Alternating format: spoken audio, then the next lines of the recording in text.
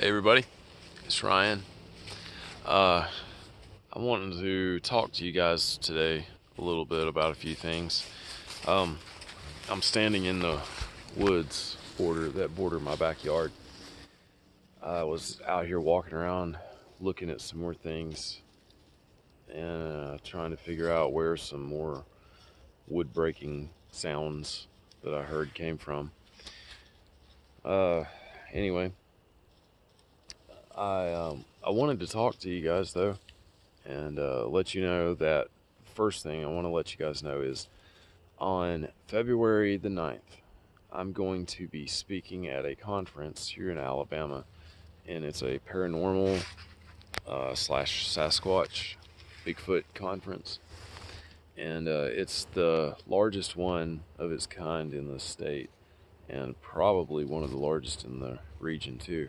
But anyway, it's going to be really neat. I'm going to be speaking, and there's going to be others there as well.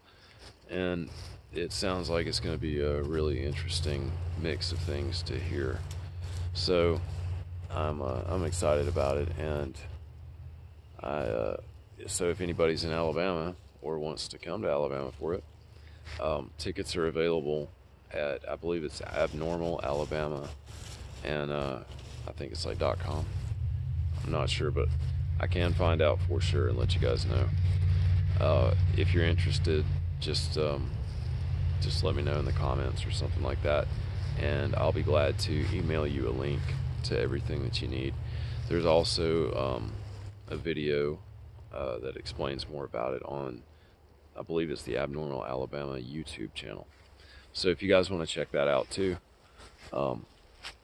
it will give you a better idea of everything that's going to be covered. But it's going to be fun, and so if you want to be bored by me for an hour or so, feel free to come join us. But anyway, that actually is one of the things that got me thinking recently. You know, I was giving some thought to something my son said. My 8-year-old, he told me, he asked me actually when I was telling him about me being invited to speak at the convention. I was talking to him, and he asked me if I was going to talk about his encounter. And his encounter occurred a couple of years ago, and it's interesting because everything he described, every time he's ever told me about it, everything has stayed the same. It's never been a different story. It's never been there's never been a detail that has changed about his story. And for a kid, especially an ADD kid, to keep a story straight like that, you know, it just makes me think that, you know, there's a lot of merit to what he's saying. And I mean, I don't doubt it to begin with, really, because I mean, I know what's out here. I know they're here. It's not surprising that someone else would see one. So I don't know, but anyway, the way he described it, it sounded just like how they look, and it actually sounded like one I had seen before myself.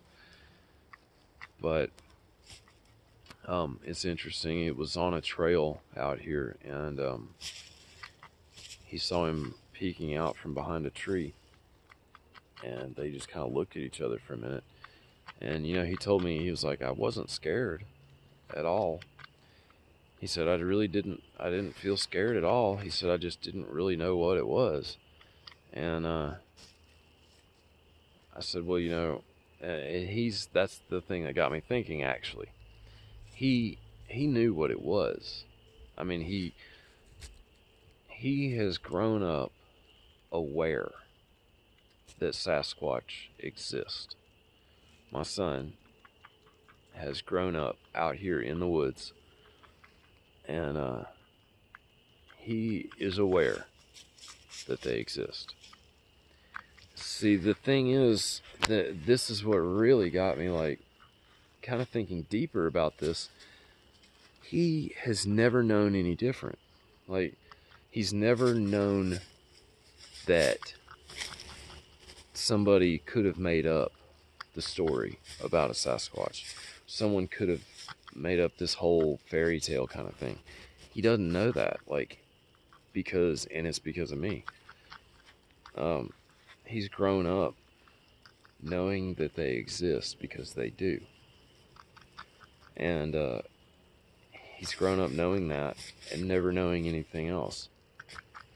I mean, he's aware, he's old enough where he's aware that not everybody believes it, not everybody accepts it. You know, he's aware of all that. He knows that there are naysayers and skeptics and all that out there. He knows that. And I tell him that a lot. And I tell him also, you know, that not everyone accepts the idea of it. And, you know, I want him to understand that what he knows is not the norm. The societal norm, I should say. I want to make sure he's aware of that, because if you know things like this and you don't know any different, then you're 100% sure about it. Other people may not be. And I know how kids, when they're sure about something and they know something, they're adamant, like, that you're going to know that they are 100% telling you the truth. They're, you know, you can tell when a kid is, you know, has that passion about knowing something, and you just can't mistake that. So, I mean, I want him to know, and it's good for anybody really that does this to know that, you know, not everyone is going to accept what you say, and certainly not everyone's going to believe it. And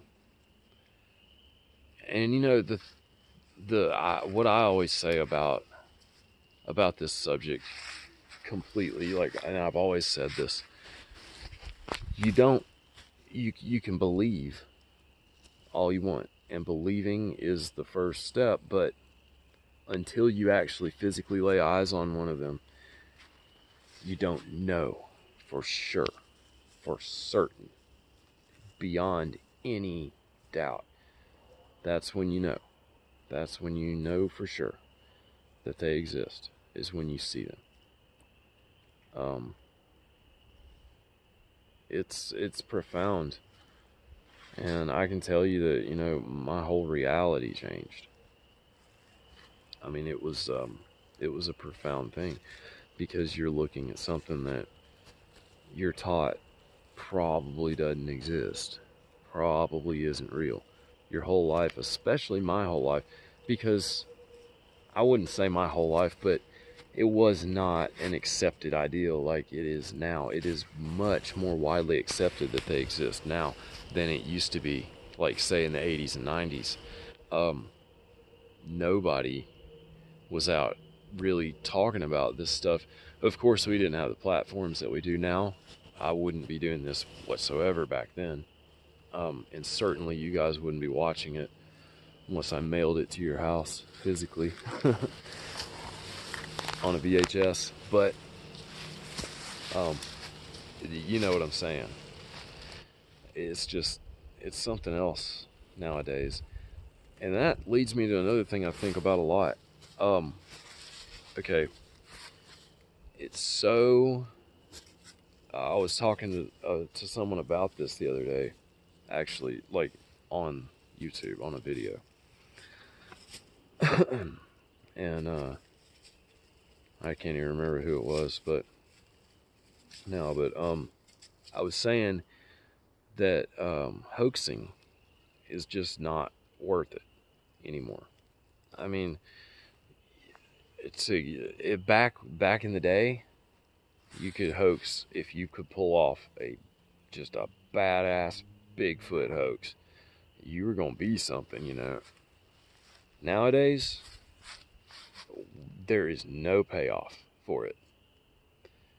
You can hoax all day long, and nobody's gonna give a shit, to be frank. It's just like, I mean, you can produce the best footage ever. Who knows if somebody's gonna believe it? Who knows if someone's gonna go through the time to take the time to see if it's real or whatever. I mean, there's just so many things now with the way technology is, and hoaxing is one of those things that takes effort. It takes time, way more time than I would be willing to invest in doing this crap right here out in the woods. I mean, I can imagine how long it would take to do something like that. I'm not about to put forth that much effort. I'll go walk through the woods because I love doing that, but I'm not about to spend time. I mean, I'm a dad of 3, dude. I don't have time to do that, but I barely have time to do this. But it's just stupid, man, for people to even try to do it now, because for one, you can be found out. There's ways. People are so tech savvy now that they can figure anything out. I mean, so why bother? Another thing, what are you gonna do? You gonna make $1 million? No. You gonna make $100? Probably not. Put it up on YouTube, say real footage of a Sasquatch, and people can scroll through the 1,000 and whatever videos of it to find yours. No, you mean you're gonna make money? No, you're not. It's pointless. Pointless to do it now. So anyway, that's my thoughts on that. Not saying people don't still do it, but you can tell, pretty much you can tell when people do it. This leads me to another point though. When you see the videos nowadays, there are so many videos that I just know are authentic. They are videos of actual Sasquatches, and they're not that scarce. The videos are all over YouTube. I've seen tons of them, and I'm going to tell you from someone who knows what they look like, knows what they've seen, what I've seen. I've seen some of these videos, and they are spot on videos of a Sasquatch. I'm going to tell you right now. There are some that are very questionable still. I mean, there always will be. But that, I'm not going to say they're not real, because I wasn't there. I don't know. I mean, unless I can tell it's a dude in a gorilla suit, unless it's just blatantly obvious, I'm not going to go call somebody a hoaxer, because I don't know. And I'm not going to judge people like that unless it's obvious. I mean, in common sense, if you have any and you exercise it, you can tell a lot of the time what is, obviously fake. But anyway, I've been rambling a long time, and you guys are probably sick of hearing that. I'll take you over here though and show you something I found too. I've been going through all these trails, and the reason I've been going through these trails particularly is because I found prints right over there where Wolfie is. I found a print, a single print, like almost exactly where he's standing, like right behind him, and it's on video. I actually stumbled across it when I was making a video, which was really weird because I don't usually just look down and find a print. It was just kind of weird. I happened to be standing right there in that spot. But that's how it goes in Sasquatch land. Anyway, this area right here, man, they stay over here a lot. I know they do, because this is where I hear a lot of the broken trees and stuff like that. They did not do that. That's growing out. It's been there a long time. I don't know about this though. I do remember, I think I recorded this one time. This is interesting though. Right here, we got this stick broken over and laying right there on that. But you can see that this is not a tree, it's an actual stick laid up there. It's a stick laid up and broken. See, it's propped up right there. It's broken over and laying right there on that limb. That's cool. It's really cool. It's my dog. Anyway, it opens up a lot right there, and they can cross into the field that's on the adjoining property or neighboring property. And they've got a massive field, but beyond that, I've actually found X's in the small strip of woods that go to the other neighboring property on their side. And it's interesting because there were several X's in a small strip of woods, not very big, like less than this, much less woods than this actually. But I mean, this is just a fraction of the woods out here, but it was just weird because it was like they were marking that spot for where they go. There's a bunch of stuff right there. Get a little closer. You can see all that. That bent. There's that tree going through there. Bent tree right there. A stick hanging on it. And they very well could have done that because, I mean, I don't know that this didn't fall on it, but they often will bend things and put them under things like that that were already fallen. So you could have gone either way. Honestly, I'm not going to say a Sasquatch bent that, but the likelihood is pretty good because I've seen a lot of other things that I'm pretty sure they did out here at the same time. So this is neat though, this tree. Before I walk off, I want to show it to you how it bends around here. Right there, it's bent and it's going up here, okay, and it's actually bent around that little branch coming out off that pine. It's bent around there and it's holding it there. That's just really neat, and I do believe they probably did that just because of how well it's put up. Like, you can see that is an airplane getting on my nerves. Okay.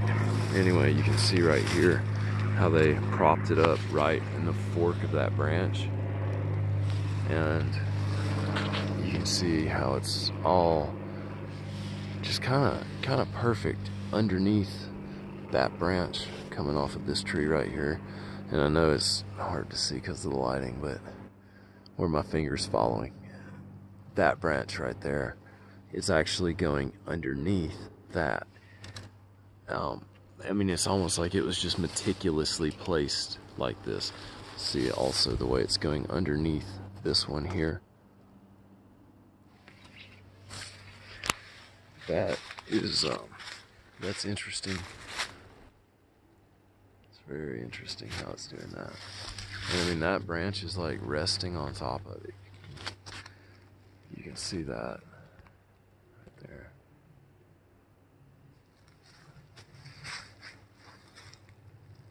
It's kind of crazy.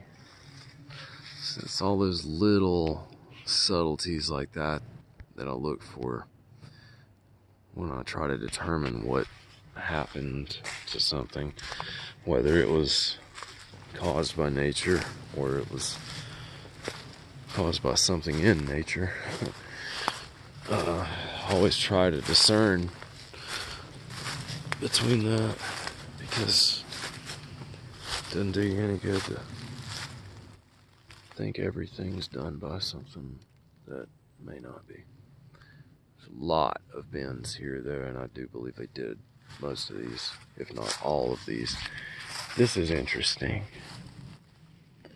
This is really interesting. This was brought in, that tree laid down right here. That was brought in over here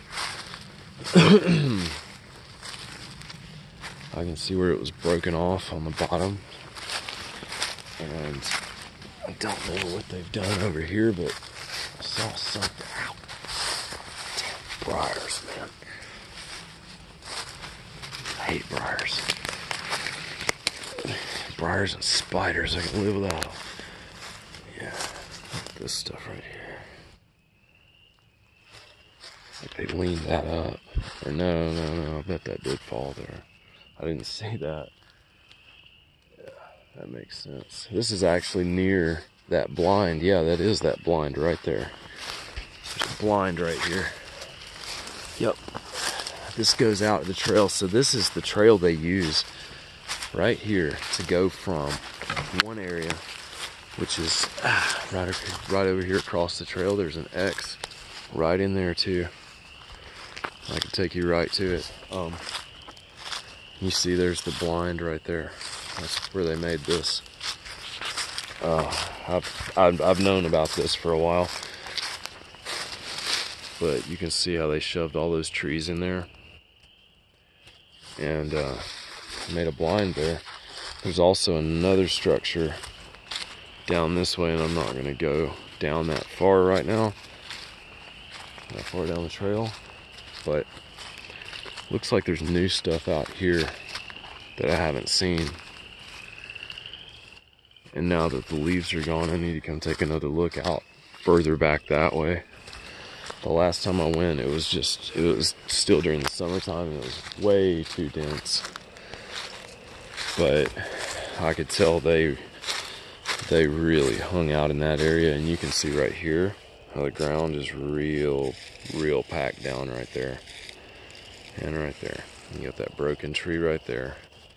Bent tree over there. Got more bends over there.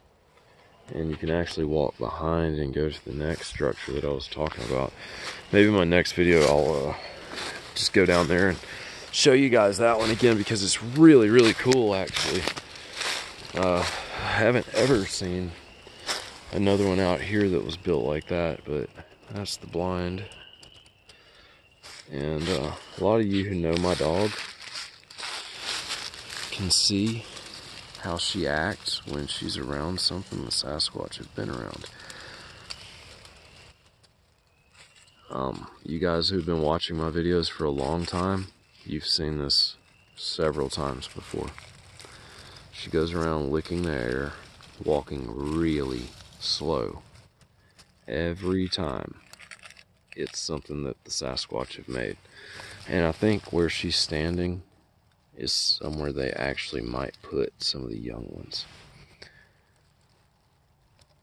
I honestly think that might be what that is a shelter for the little ones. It's really packed down right underneath all that. It would offer a lot of cover too. It's not the first time I've seen them do something like that either. They do that a lot. And you know, I find a lot of them close to my house. It's interesting. They build a lot of these really small shelters that, I mean, they're like, some of them are very close to my house. I'm talking like 100 feet away, kind of close.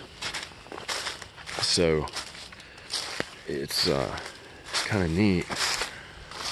It makes me wonder if they, more briars. I'm not seeing them right now. It makes me wonder though if they actually, something's roughed up the ground pretty good. But if they think if they feel more like it's a safer place for them to leave their kids, because you know, I live there with my children and try my best to keep them safe. So it makes me wonder if they feel better leaving them closer to my house, like other stuff will stay away. Who knows? They may be able to ask my dogs if they'll watch them. They do go running up that way barking all the time, so who knows. But My dogs, a lot of people, and I'm used to hearing people worry about my dogs in my videos, but people don't understand, you know, these dogs have lived out here all their lives, since they were young puppies. And believe it or not, Wolfie wasn't always a near 200-pound dog. But yeah, they're used to this place. They're straight up forest dogs. But things, I really don't, I've never seen them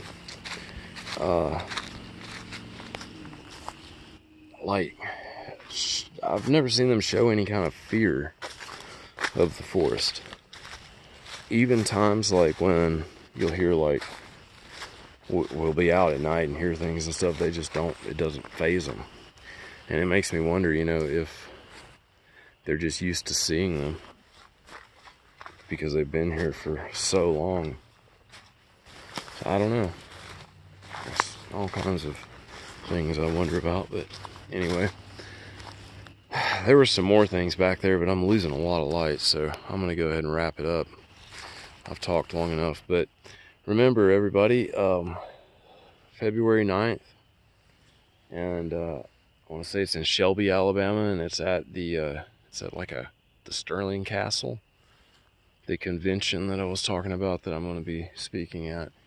And it sounds like it's a really pretty place, and it sounds like it's going to be a good time, and I believe the meals are included and all that. So yeah, so feel free to come and join us. I'd love to be able to talk to everybody and share ideas and things like that. So anybody that's free, willing, and able, come on down and join us. And anyway, I'm just taking a little look around before I head out. I appreciate everybody watching, and leave me comments. I always enjoy reading what you guys have to say, and I do my best to reply to as many as possible, but sometimes I get hit with a ton at one time, so you gotta bear with me. And if I don't reply on one video, I will definitely try to do it on the next 4 or 5 that you comment on. I'm just kidding. I appreciate everybody watching, and I'll be back with you guys soon.